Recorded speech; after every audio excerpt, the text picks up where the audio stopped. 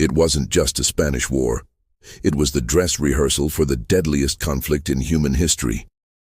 Here's how the Spanish Civil War set the stage for World War II. In 1936, Spain erupted into a brutal civil war. On one side, the left-leaning Republicans, the elected government. On the other, the Nationalists, a rebel faction led by General Francisco Franco. This conflict quickly became more than just a local struggle. It turned into an international battleground for ideologies.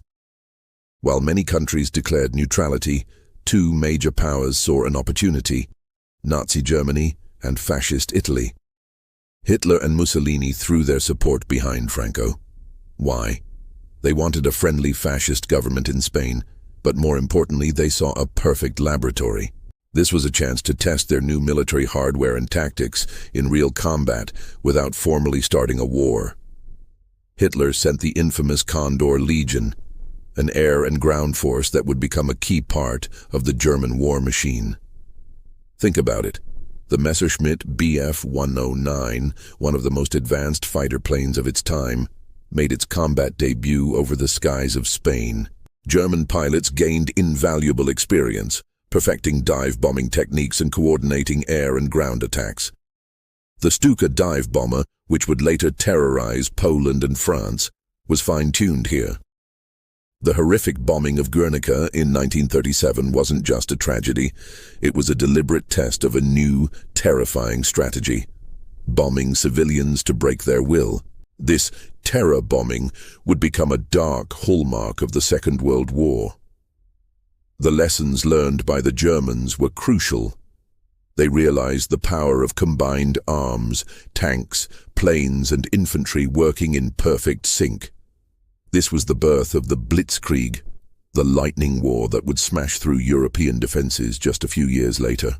While Germany was perfecting its war machine, the Western democracies like Britain and France were paralyzed by their policy of non-intervention. They were desperate to avoid another war and watched from the sidelines as the Axis powers grew stronger and more confident. Meanwhile, the Soviet Union backed the Republican side, but its support was less effective and created deep divisions within the Republican forces. This ideological clash between fascism and communism in Spain was a preview of the larger global struggle to come.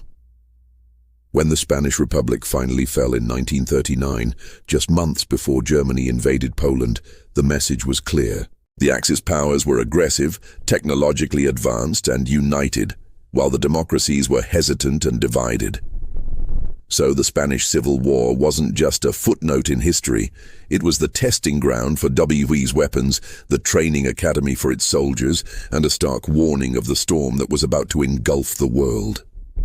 It showed that fascism was on the march, and that the cost of inaction would be devastatingly high. Thanks for watching. If you found this look into history interesting, please give this video a like and subscribe for more content that connects the dots of our past. See you in the next one.